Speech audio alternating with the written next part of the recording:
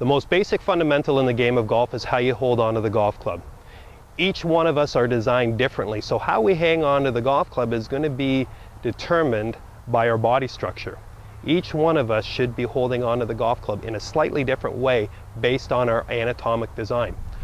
What you'll notice is when you hang your arms down to the side, your hands are pronated in. We're going to try and mirror that position when we hang onto the golf club. The easiest way to do that is when we're standing right here, we're going to rest the golf club right beside our body. You're going to hold it in the tips of the fingers, and from this position you're just going to grab onto the golf club. That is the neutral arm hanging down position for you personally. What you'll notice when you do that correctly, when you hang onto the golf club and you hold it up in front of you, if you take your last 3 fingers off the golf club and your thumb off the golf club, the heel pad is going to be on top of the golf club, taking the weight and supporting it.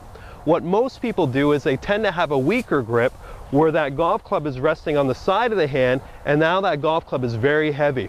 If you happen to wear a hole out in the palm of your golf glove right here, it's because you're hanging onto the golf club with that grip on the side. What you want to try and do is hold it so that the heel pad is on top, so when you take your last 3 fingers and your thumb off, that golf club feels very light.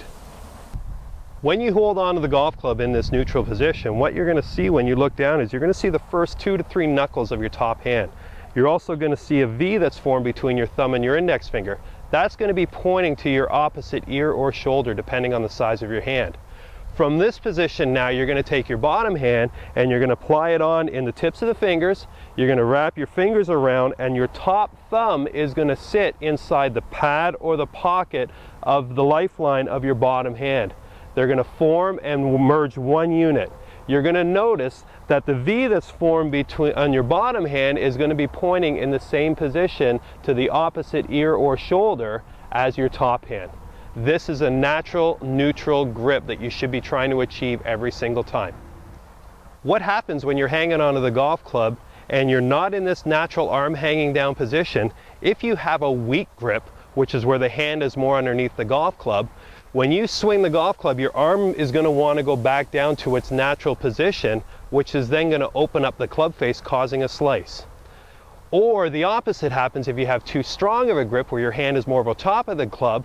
When you come down on your downswing, your arm's going to want to go back to the neutral arm hanging down position, which is going to close the club face.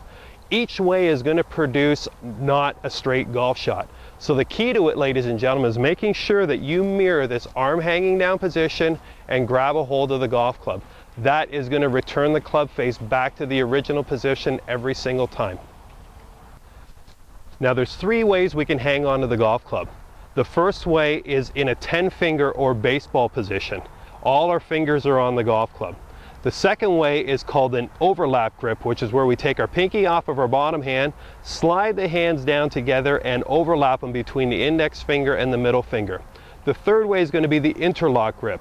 We're going to go back to that 10-finger or baseball grip. We're going to take our pinky off of our bottom hand, we're going to take our index finger off of our top hand, we're going to slide the hands together and we're going to interlock them. Each one of these grips are correct as long as they fit the size of your hand and do the job that you want them to do.